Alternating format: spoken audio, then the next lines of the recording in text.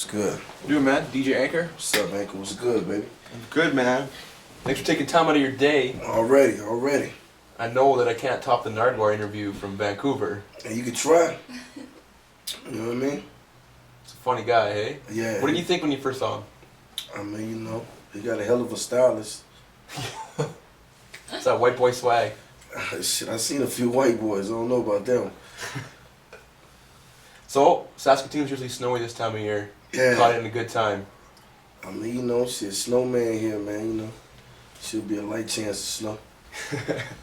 So let's get into it, man. Let's get into it first. I feel you with the name change from Lil J to Jeezy. I went through the same thing with my DJ name a few years back. Okay. Did you come back stronger after you changed the name, and what was the reason behind the new brand that Young Jeezy is now? I mean, Lil J was basically a little dude running around the neighborhood, you know what I mean, harassing everybody, you know, stealing shit, you know what I mean, skipping school, getting, you know, money here and there, you know, what we call busting licks. And Jeezy was, you know, who evolved from that. It was like, you know, I went from being Lil J, the little cat running around with all the young guys, to, you know, Young, which was the younger cat running around with the older guys. I was 15 hanging out with guys 35 that was really getting, you know, real money and doing real shit. And, you know, Jeezy came with the voice. You know, it was the whole era of the, you know, Jizzle and all this, and Jeezy just came about, you know, because, you know, people was tired of calling me Lil J. And when I got on, I kind of put the Young with the Jeezy, because Young was who I was in the streets, and Jeezy is what I had become when people started figuring out that, you know what I'm saying, I was taking music kind of seriously. And it just kind of went together. I just wanted to stay true to who I was, and it worked out. So it was like the roots of who you were morphed into the modern day star. Yeah, and I mean, you know, you know, the whole Lil J thing was something my grandmother used to call me, you know what I mean? When she'd come on the porch and try to get me to come in the house. That's first, you know, she Lil J. They'd be like, your grandma called me, so I definitely want to keep that name. You know what I mean? It seems to be a lot of artists use the little or the young as part of their name, but I know a lot of like grown artists who respect you and are homies, it's just Jeezy. You're just Jeezy to them. Or Young, you know what I mean? A lot of my homies call me Young. You know what I mean? It's just like, you know, coming from where we come from, you earn your nicknames. You know what I mean? Whether you earn it with stripes or putting in work, you know what I mean, or getting work, you know what I mean, you earn your nickname, and that's what people want, you know, that's what you want to be referred to. You don't want never, you know, Snoop Dogg don't want nobody to call him his, you know, his real name. That's not G, it's Snoop. Like, he earned that. Yeah. You know what I mean? When he goes home, he wants to be addressed as Snoop Dogg, you know, just as well as Jay-Z. He goes back to Marcy, you don't want, I mean, he'll take Jay, I would imagine, but you don't want to call him Sean. Yeah. You know what I mean? That defeat the whole purpose. You know what I mean? So give me a little bit of insight on this whole Samuel L. Jackson documentary, and how did that come about? I mean, I wanted to do a documentary because, you know, I felt like at the time, you know, a lot of us greats, you don't hear about the great things we've done or what we mean to our culture until we're gone. You know what I mean? Take Tupac, you know what I mean, Biggie, Pun, Big L, I mean, Eazy-E, Aaliyah, the list goes. You just never know. And I just feel like I was in a position to, you know, kind of bring people into my world, because there was always a mystique about me, because I came into the game on some solid rules. And I was one of the artists that came in the game that really couldn't talk about a lot of the shit that was really going on with me, because it wasn't in my best interest. You know what I mean? This game is very fabricated, so a lot of cats come into this game and they fantasize and they tell you all these things, but with me it was 100% like, you know, truth. So it was almost like I would have been selling out to even come and stand, you know, in the game and say, okay, this is what it is. It's kind of like I'd be selling out the code that I came from. So, you know, that was what I came from, and I felt like the documentary could kind of space, because it's been, you know, a few years, definitely longer than the statute of limitations, so we good now. You know what I mean? But a lot of things that people didn't know, you know, my former relationships, my real friends, people I sat down and ate dinner with their mothers and spent New Year's and Christmas with, that, you know, a lot of cats, you like fantasize, you know what I mean? Like, these are real relationships, and these are real people I know that I'm still in contact with off and on. and the things that I went through, you know, a lot of people can contest to that, whether they're in prison or whether they're, you know, still on the streets. They're gonna tell you, no, that's Lil J. He did that, and I just felt like the documentary would bring the music full circle because it was almost like I was explaining a lot, and I kind of got tired of explaining. It's almost like, you know, when you telling somebody that you didn't lie, and it's almost like, nah, you still lying. You're like, motherfucker, I didn't lie. I'm telling you the truth. Like, all right, well, fuck it, I'm gonna let them tell you that. And it was one of those things. But the Samuel Jackson thing was, I wanted to make it bigger than life because I feel like that's what my life was. It's bigger than life. A lot of people don't come from where I come from and make it all the way over here to get to come to Canada and tour and go to Europe and do shit being them, being, you know, real to what they are. And I feel like the Samuel Jackson, you know, it was just a perfect fit. And it was one phone call, I called him and he was down. He was like, yo, you know, I like your music. I've been listening to it since Trap or Die. I feel like I know you anyway, you know what I mean? And I'm with it. And, you know, he made it happen. I went in, you know, he did the overdub. I met him. We chopped it up, you know what I mean? Laughed a little bit. And, you know, Samuel, he's a real solid stand-up dude. And so do you want this kind of documentary to serve as inspiration for other artists coming up that are maybe going to be joining your camp? I'll tell you a story, man. I was just in Indianapolis, Indiana, and I had a 12-year-old blind kid to watch my whole show. I ended up giving him my Ray-Bans. And his mother he came in, I asked him to come to the dressing room after the show. And he came to the dressing room, and when I tell you this kid probably could have interviewed me better than you, he knew everything about me. Yeah. My grandmother's name, my cousin's name, my son's name, when I went to jail, what happened, why did I go? And he asked me every question. I just asked him, I said, well, how does he know so much about me? He said, he's been listening to your music since he was a baby. And not only to mention that, he watches your documentary at least 8, 9 times a day when he comes home from school. And this is a little blind kid from Indianapolis, and he knew everything. And just listening to him talk and the inspiration that I felt like he got from watching that documentary, from my throat surgery, he asked me, you know, how did it make me feel that I couldn't talk, you know what I mean, and did it make me want to be strong? All that made a difference, you know what I mean, and if it was nobody for nobody else, as long as he got some out of it, I'm cool, you know what I mean? So reach one person. I'm great. So a lot of people say that their project is a movement. Yeah. What would you call your project? CTE is a way of life. You know what I mean? CTE is something that me and my partner, you know, King B, we came with, you know, sitting on our living room floor as kids counting money. And something that we thought about when we was in boot camp locked up, trying to figure out what we was going to do when we got out. You know what I'm saying? I always had a natural love for music. Me and this dude argued about Big and Pac every day. You know what I'm saying? Like, it was all day, every day we just argued. And I never thought that this, you know, that music would change my life. And you know, that's what CTE is. It's opportunity. It's showing that you can take an idea and make it something. Corporate Thugs Entertainment is real. It's like, you know, that's what we wanted to be. We was stugging.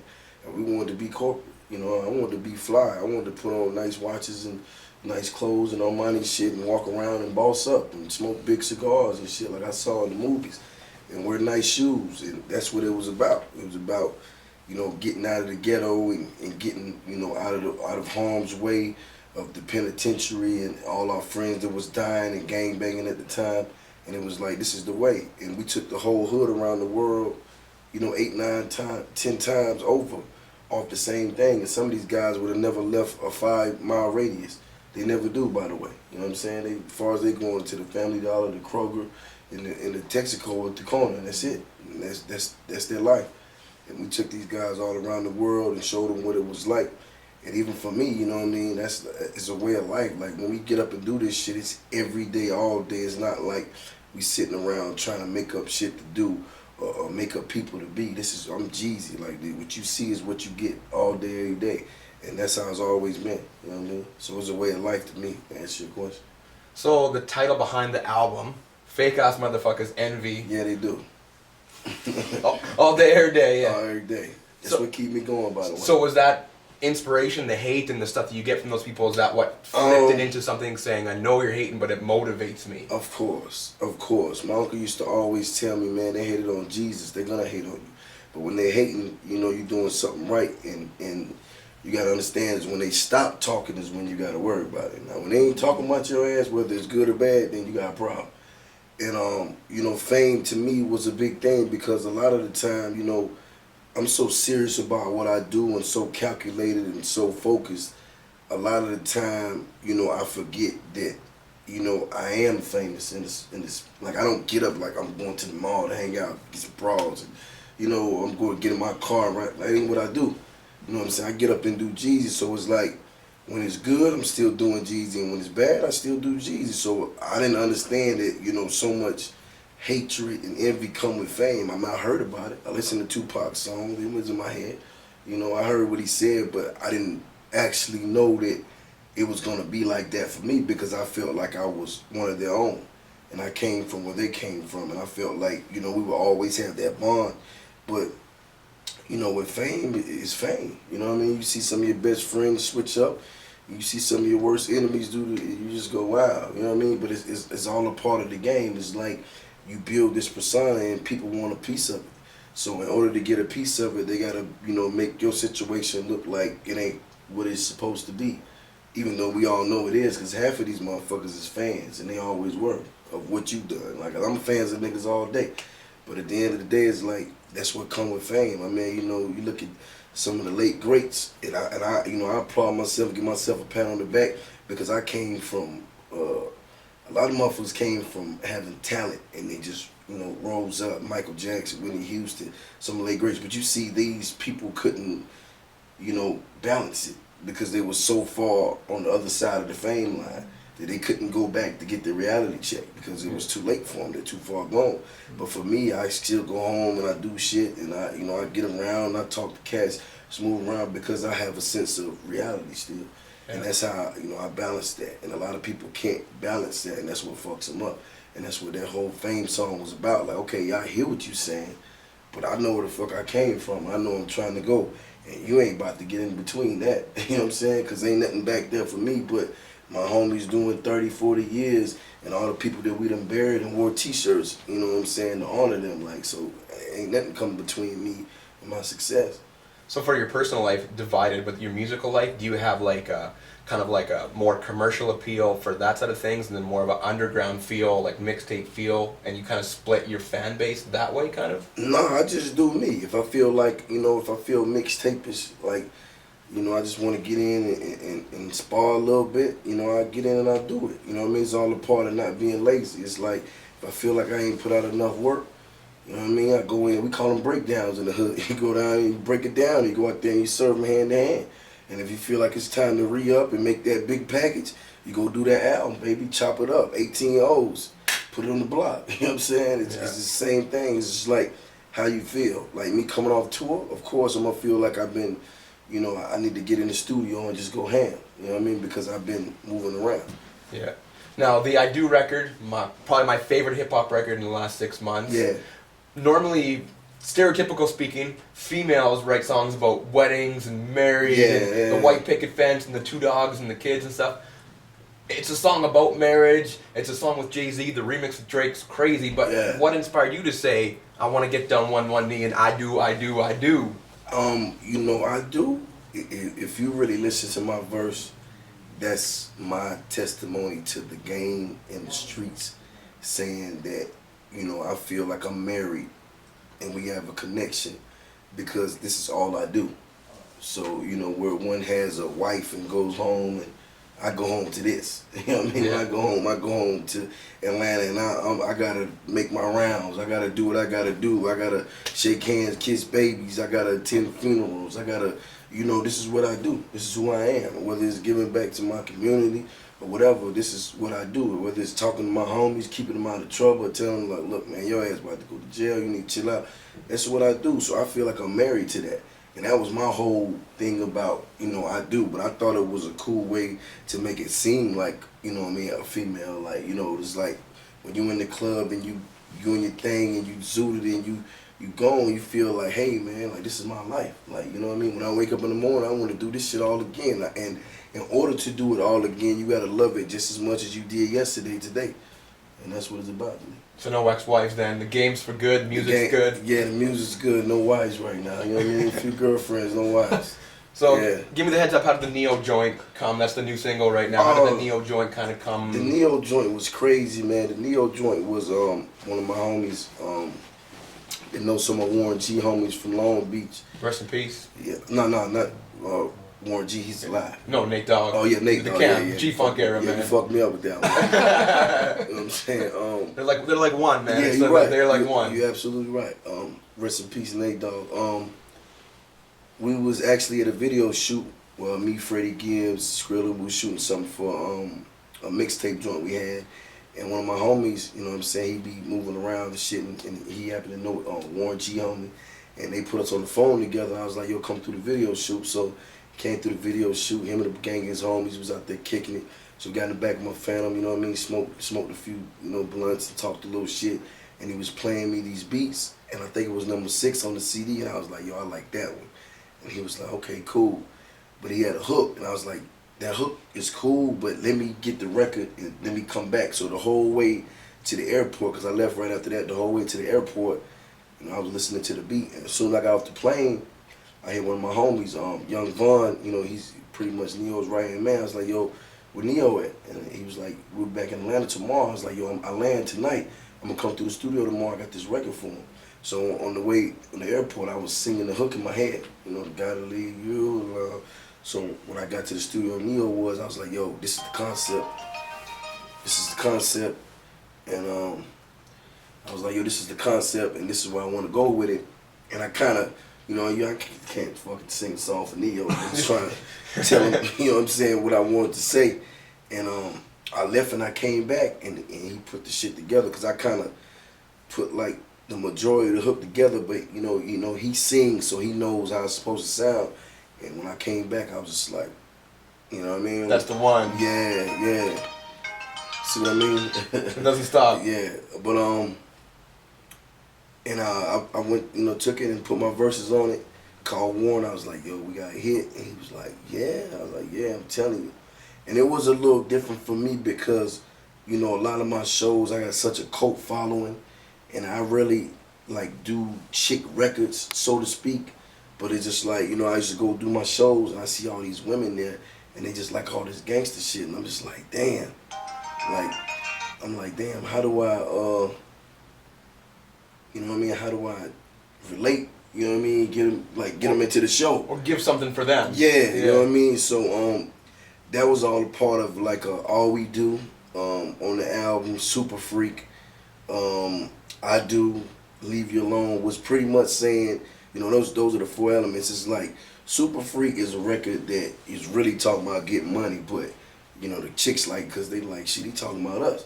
You know what I mean? Yeah. So it was a clever way of kind of getting both things involved. All We Do is a record that you if you're a real one, if you chilling with your bro and you and your bro got a real relationship, real friendship, that's all you do. You smoke, you fuck, you kick it. That's what that was about. You know what I mean? That's that song. You throw when you get in the car, she already know what it is. You know what I mean? Leave You Alone was basically saying when you dealing with a broad, she think you a bad boy, you gonna get in trouble. They kind of tend to look at you like you're trouble. You know what I'm saying? So that's what that was about. And like I said, I Do was basically saying, I'm married to the game, but it could be you. If you treat me better than the streets, you never know. Yeah. Yeah. Okay, so far, got a couple of questions left. Cool. What's next? I know you got multiple things on the go. Yeah, right now I'm focusing on 8732, the clothing line, the #1 urban clothing line in America right now. I just got a sunglass situation, you know what I mean? So expect I'll fill y'all in on that a little bit later. We in the studio working on the album entitled It's the World, you know what I'm saying? With all the whole CT World clique, you know what I mean? Freddie Gibbs, shouts out to Freddie Gibbs. We just signed him out of Gary, Indiana. He's the rawest thing, since DMX and Tupac. I mean, he's cold.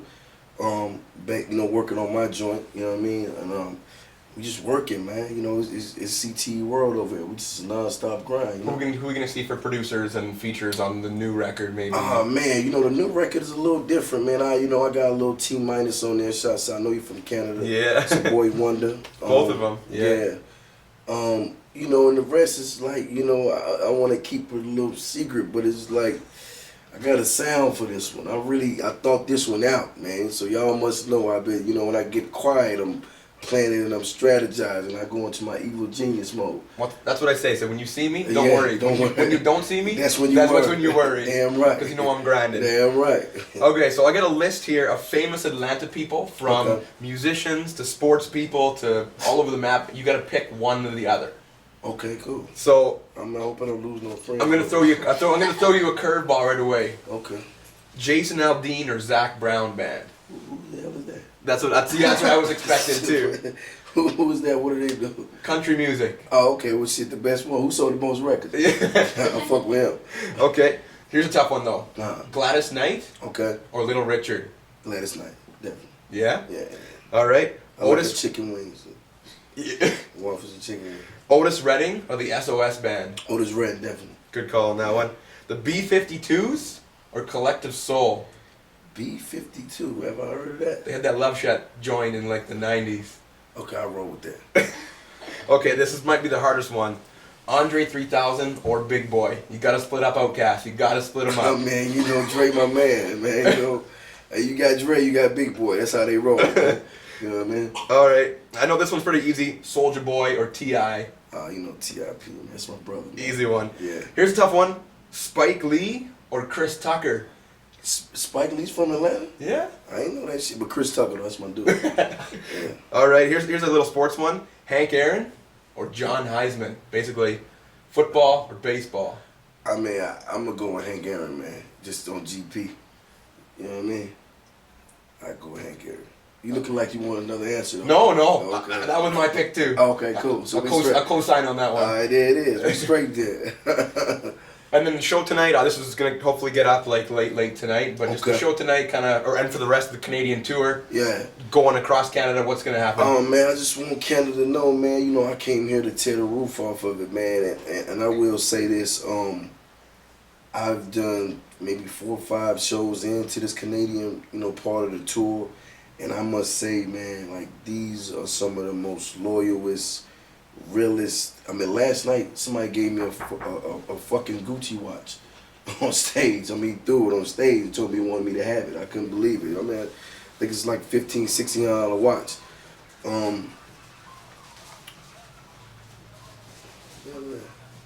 I think it was like $15, $16 watch. But I just feel like, you know, just the whole, you know, Canadian run has been an eye-opening experience for me, because coming from where I came from, I never knew I had so many real die-hard fans, like day one, and, you know, support me and sing word for word. And it almost reminisce of being home and doing shows. I feel like I'm at home, you know what I mean? I get in the crowd, you know what I mean? It's all love, man. It's just like they happy to see me.